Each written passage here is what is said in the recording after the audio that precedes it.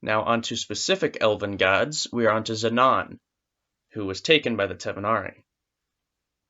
Evanon was one of the first elven gods, stepping out at the exact same time as Harkon, thus making them twin brothers, and shouldn't be considered as either light or dark elven, because he wasn't there when the split happened.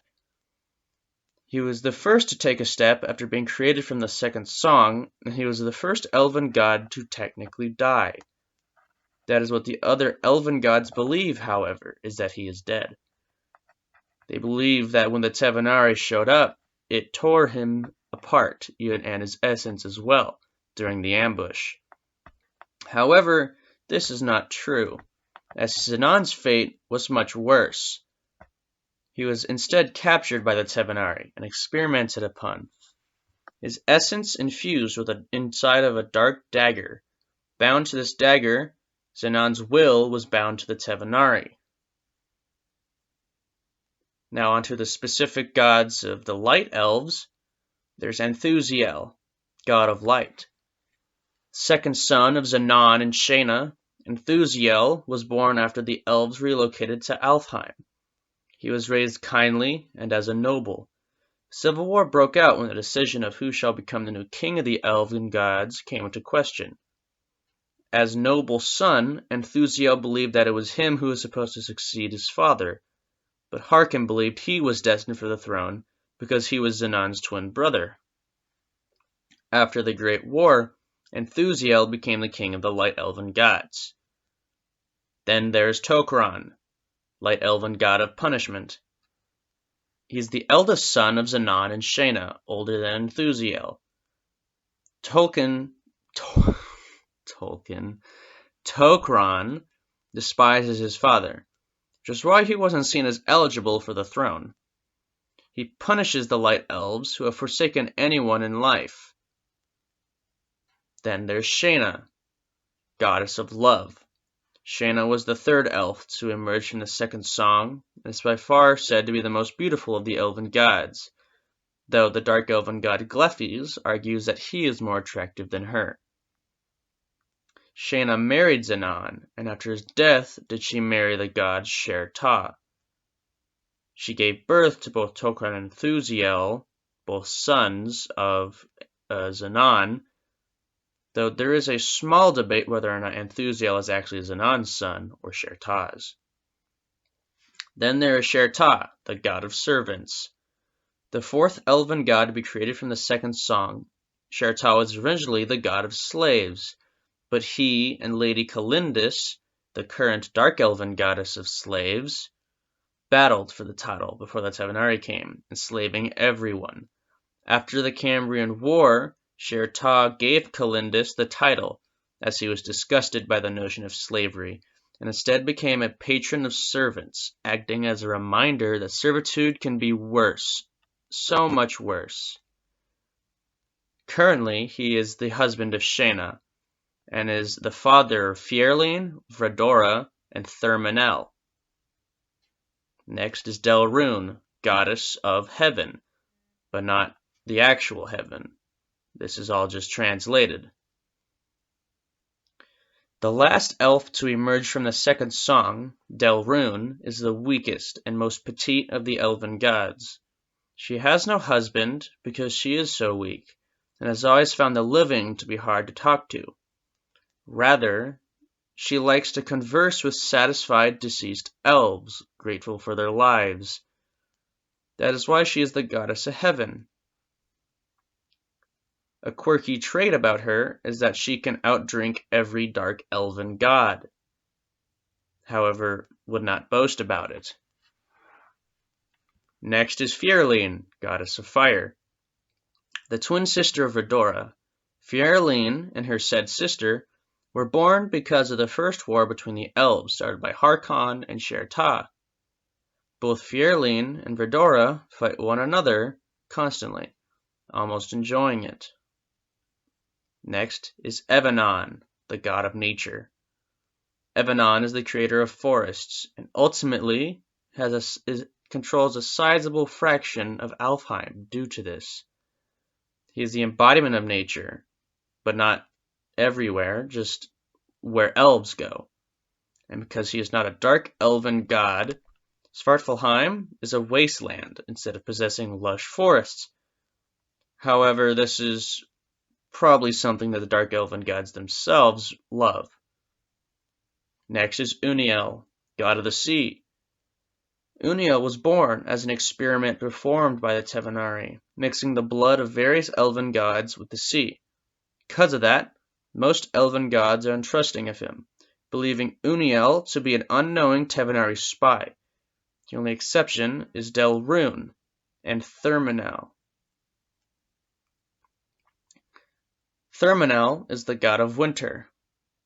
He was born as a side effect of some of the water elves and some of the mountain elves coming together to form their own tribe. Thurman L became the god of this new tribe. He's depicted as being the child of Sherta, with having no mother and being an experiment of the Tevanari. Born being with no gender or genitalia. Then there's Monomal, the god of mountains. Monomal is a very territorial elven god, and if he didn't have self-control, would be counted as one of the dark elven gods. He also dislikes his sister, Thendu Ratal, because her people used to be his. Thendu Ratal is the goddess of the desert. She's also said to be the goddess of gold, and is a very peaceful goddess. She does mainly keep to herself, and helps anyone in need, even non-elves. Next are the dark elven gods, starting with Lord Dagon, god of domination and tyrants. Dagon oversees all tyrants and will guarantee their reign if they pray to him. Lord Dagon is a conqueror. However, he is dwarfed by the warmongering prowess of Harkon. Dagon did, however, usurp Arcadia, inadvertently releasing the Tevanari. Lord Mesmer. He's the god of disease, pestilence, and laziness. Born from the internal filth of mankind, Mesmer embodies laziness and boredom. To appease himself, he inflicts great pain through plagues upon populations, and to cure such plagues would require ritualistic sacrifices just to appease him. Next is Lord Arbiter, god of famine, starvation, and cannibalism.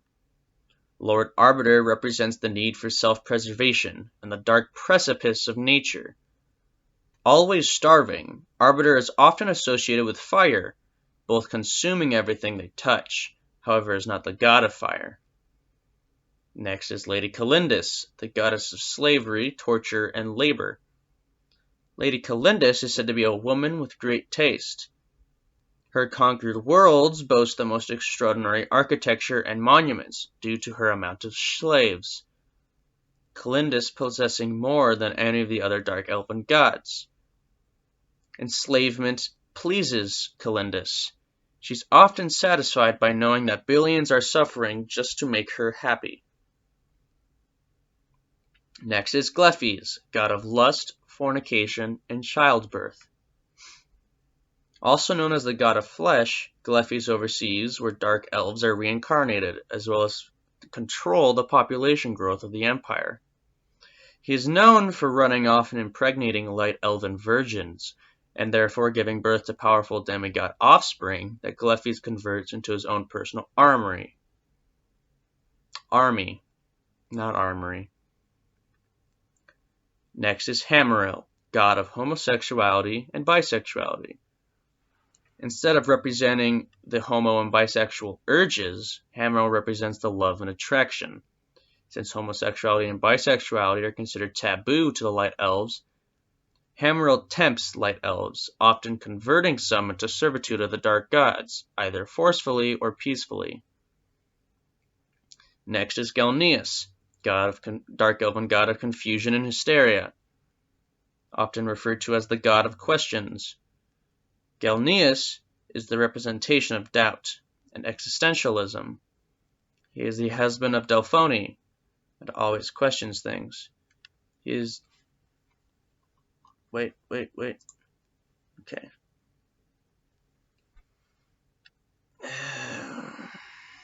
He is known for driving great men into madness by planting the seeds of doubt within their minds. Next is Verdora, dark elven goddess of bloodlust and aggression.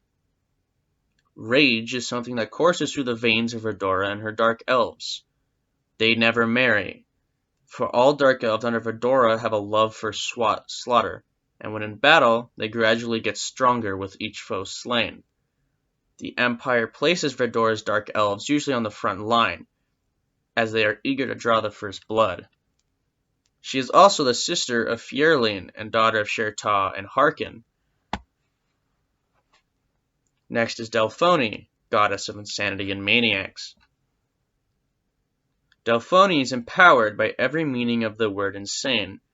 She induces it into people with the help of her husband, Gilneas, who asks questions, too much, as some say. Next is the dark elven god Rekekel, who controls dark comedy and death. Rekekel was given his name by his fellow dark gods. Though humorous, Rekekel's name is meant to empower him whenever someone finds it laughable. He is also the master of dark comedy and death, judging dead dark elves on whether they become food for the dark gods or are reincarnated. He controls death because to the dark gods, death is the greatest joke, as dark gods can't necessarily die unless you count Evanon. However, he is not technically dead. The one thing he will not laugh at is anything about this Tevenari, or Okalane. Not even a chuckle escapes Rekekel. Next is Parla Mask, god of fear and panic. Parla Mask is a hunter. He readies dark elves in their dreams by making them undergo mental panic by using their fears against them, so that when they face those fears on the battlefield, they are unfazed. If crossed with, Parla Mask will either do such to you for all of eternity, or he will find you in person, trap you within an infinite dimensional construct of fear and torture, or just straight up kill you. Next, and last, is Harkin, the god of war, kings, and chaos. As king of the dark gods, Harkin is not only the god of war and chaos, but he is also the brother of Evanon. During the Great War, Harkin believed himself to be Evanon's rightful heir, and fought with enthusiasm over the title. He's usually seen as the strongest of all the dark elven gods, and is married to the goddess of dancing, of naked dancing and music, Bedelia, who was not an elven god, but he claimed her anyways.